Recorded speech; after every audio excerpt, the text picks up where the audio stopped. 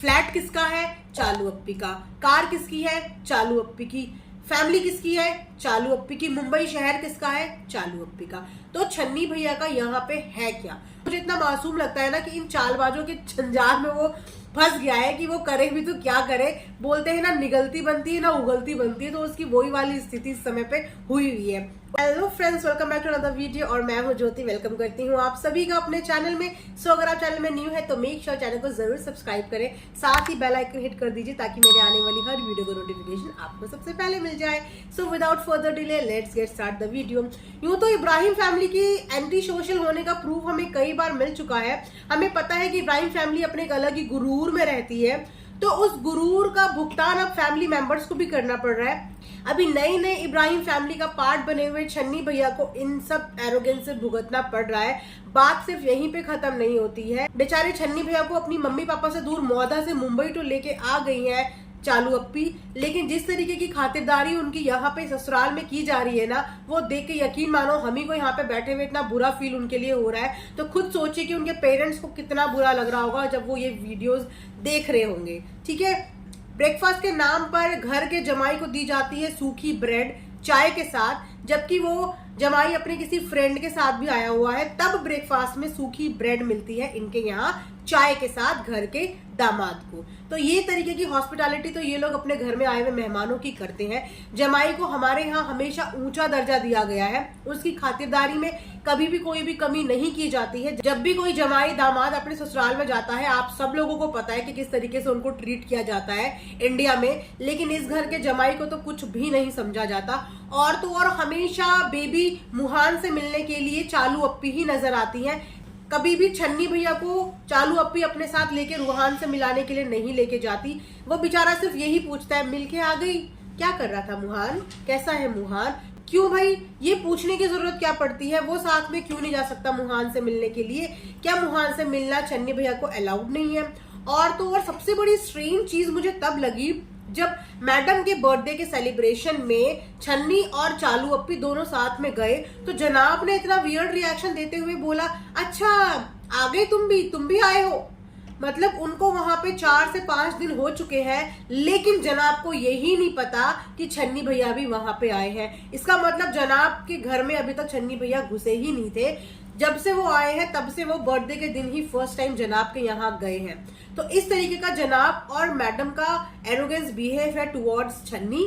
जनाब और मैडम को तो छोड़ दो, उनका बिहेव तो जैसा है तैसा है, लेकिन चालू अप्पी भी कहीं से भी उनकी इंसल्ट करने का मौका छोड़ती नहीं है। चाहे आप वो प्लॉट वाली हरकत से ले लो, प्लॉट वाले टाइम पे भी चालू अप्पी को ये बताने की ऑडियंस में क्या जरूरत थी कि वो प्लॉट इन्होंने खरीदा है और अपने पैसों से खरीदा है। उस समय भी पूरी ऑडियंस के सामने इस चीज को क्लियर किया गया कि ये जो भी प्लॉट खरीदा है इसके सारे पैसे मैडम चालू अप्पी ने दिए हैं, छन्नी भैया का इसमें कोई भी कंट्रीब्यूशन नहीं है। ठीक है, उसके बाद छन्नी भैया उनके लिए प्यार से ड्रेसेस लेके आते हैं, लेकिन अगेन छन्नी भैया से ये चीजें बुलवाई जाती है कि ये ड्रेसेस मैं अपने खुद के पैसों से लेके आया हूं, मैंने इससे कार्ड नहीं लिया है।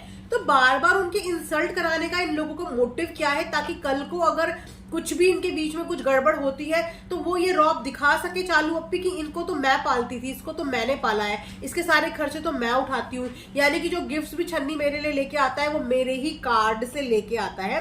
तो प्यारू को प्यार में ना बर्बाद कर दिया है इस लड़की ने।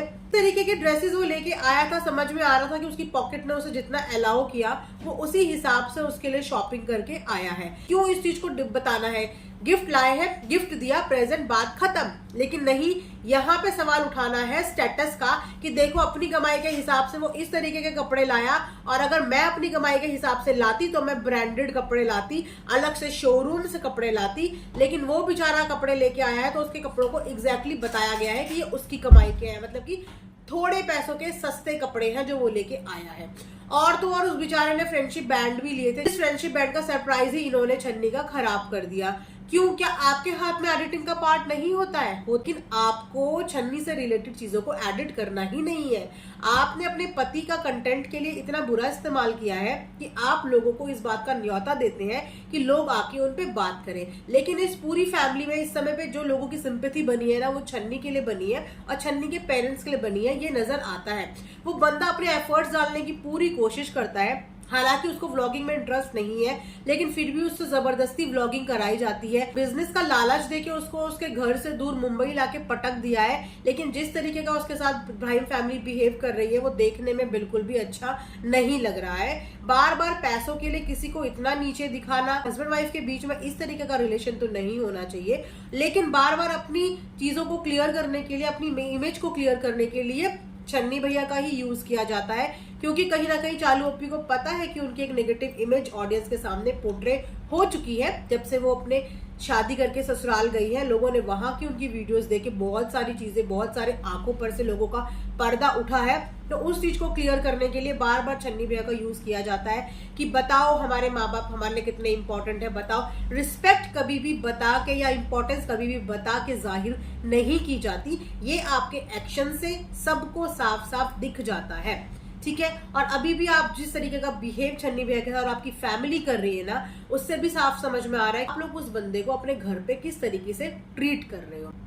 पता नहीं ये चालू अप्पी किस डायरेक्शन में चल रही है या कहां से ऐसी सीख लेके आ गई है, क्योंकि पहले ये ऐसी बिल्कुल भी नहीं थी। लेकिन डे बाय डे ना इनके अंदर भी वो एरोगेंस आता जा रहा है, ओवर एक्टिंग आती जा रही है। मतलब ओवर एक्टिंग की तो इन्होंने हद ही कर दी है।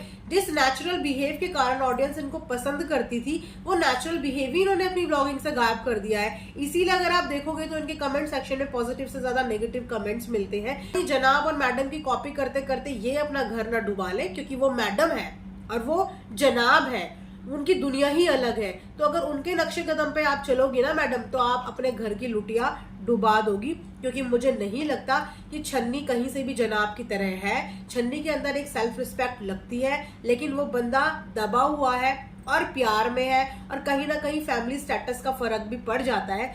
लेकिन जिस दिन पानी सर से ऊपर उठ गया के अंदर वो सेल्फ रिस्पेक्ट नजर आती है। भले ही वो आज ना नजर आए, भले ही 2 साल में वो कुछ ना बोले, लेकिन अगर इसी तरीके का बिहेवियर इनका छन्नी भैया के साथ रहा तो आने वाले टाइम पे वो दिन दूर नहीं है कि छन्नी भैया अपने लिए स्टैंड लेते हुए नजर आएंगे।